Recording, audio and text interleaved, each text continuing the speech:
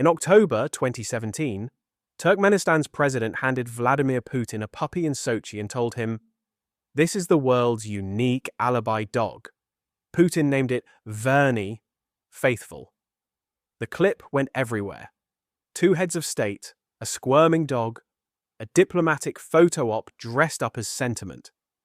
What almost nobody watching understood was that the dog itself was the strange part of the story. Here was one of the last truly unbred dogs on Earth, a breed shaped by nothing but wolves, weather, and 4,000 years of indifference, being handed over as a piece of manufactured national pride. That contradiction is the whole story of the alibi. This is a breed that survived by escaping human design, and it's now being redesigned as a symbol. Start with what the dog actually is. The Central Asian Shepherd, alibi in Turkmen meaning roughly rich with spots, comes out of an enormous stretch of territory. The land between the Ural Mountains, the Caspian Sea, Asia Minor, and the northwest edge of China. That's not a breed heartland in the way we usually mean it. It's practically a subcontinent.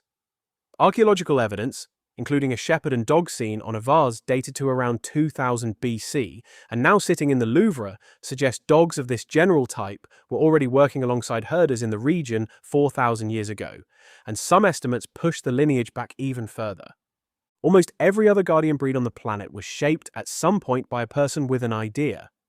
Someone decided a dog should look a certain way, move a certain way, and then bred toward that picture. The alibi mostly wasn't. Across the steppe, desert and mountain routes that fed into the Silk Road, nomadic and semi-nomadic herders needed one thing from a dog. Could it keep a flock of sheep alive through a night with wolves in it? Size mattered. Nerve mattered. The ability to make a decision alone, days from the nearest human, mattered more than anything. Dogs that failed didn't get bred forward. Dogs that succeeded did. That's it. That's the entire selection program. Run not by breeders, but by predators, climate and consequence. It produced a dog that looks less like a single breed and more like a family of regional types wearing the same name. Mountain lines run heavier and thicker coated for the cold. Desert lines run leaner, built for distance rather than mass, able to cover long stretches beside a moving flock without breaking down. Coat length varies from short to shaggy, depending on where a given line spent its winters, and color is close to unregulated. White, fawn, brindle, black, piebald, almost anything shows up somewhere across the breed's range. Kennel clubs that have tried to formalize the alibi have generally given up on pinning down a single look and focused instead on structure and size, because appearance was never the trait that survival selected for. What unites the regional types is temperament, not appearance. A dog trusted to patrol a perimeter with no supervision, decide for itself whether a stranger is a threat, and act on that decision without waiting for a command. Turkmen herding tradition even encoded that judgment into unwritten law. A dog that harmed a woman or a child was killed. A dog that failed to guard its post went unfed. And generations of consequence like that shaped an animal capable of restraint as much as aggression. The other mechanism behind the breed is harder to sit comfortably with, and it's worth being honest about rather than skating past it. In parts of Central Asia, dogfighting became a working test as much as a spectacle. Not fighting to the death, but fighting to establish which dogs had the nerve and structure to hold their ground. In the late 1980s and early 90s, the most famous name in that world was a dog called Akush, who lost only once in his entire career, and whose bloodline still runs through kennels today. Whatever discomfort that history deserves, it functioned as another form of the same underlying selection pressure that had run for millennia. Perform or don't get bred. Health problems and structural weakness generally didn't survive it either. Then the state got involved, and the dogs stopped belonging only to the herders. After the Bolshevik Revolution, the Soviet military looked at the working dogs of its Central Asian territories and saw raw material for the Red Army.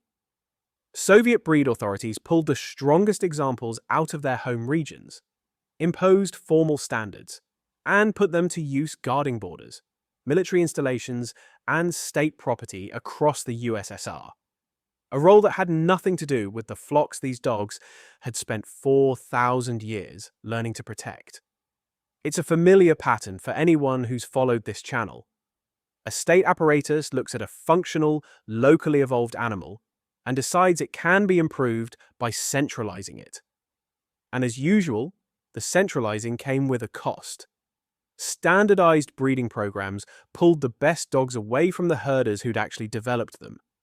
Crossbreeding spread through the regions left behind, and the purest lines survived mostly by accident, in the hands of people too remote or too stubborn for Moscow to fully reach. It wasn't until 1990, right at the end of the Soviet period, that Turkmenistan's own state agro-industrial committee approved a formal breed standard under the name Turkmen Wolfhound. The first time the herder's dog and the state's dog were officially the same animal on paper. The collapse of the USSR in 1991 opened the breed up in a different direction. Dogs bred in isolation for thousands of years suddenly had a route out, through Russia and Ukraine and into Western Europe and the United States. The American Kennel Club recognized the Central Asian Shepherd dog in 1996, filing it under Foundation's stock service. The category reserved for breeds still considered a work in progress by American standards, despite the fact that this particular breed had finished its own development process millennia before the AKC existed. That's the quiet irony sitting underneath the paperwork. An institution built to formalize dogs was handed one that had already formalized itself, the hard way through wolves and winters, and still felt the need to file it as unfinished. Turkmenistan, independent since 1991, has spent the last decade turning that survival into a national identity project of its own. In 2020, the government unveiled a gilded statue of an alibi in the capital, Ashgabat. In 2021, it created a national holiday for the breed, held on the last Sunday of April, which is the reframe worth sitting with. The alibi spent most of its existence as the one working breed almost nobody tried to own. Not as a status object, not as a national brand, just a dog doing a job in places too harsh and too remote for anyone to bother interfering with the process. It's only now, in the era of gold statues and diplomatic puppy handoffs, that ownership of the alibi has become the point. The dog that outran 4,000 years of human design is spending the 2020s having a flag wrapped around it. Whether it survives that the way it survived the wolves is the part of this story still being written. A big thank you to Alibi Dog UK for giving me permission to use some of his clips and images, and make sure to check out his page in the description below. If you enjoyed this video, make sure to like and subscribe and suggest any ideas for future videos on your favorite dogs. See you soon!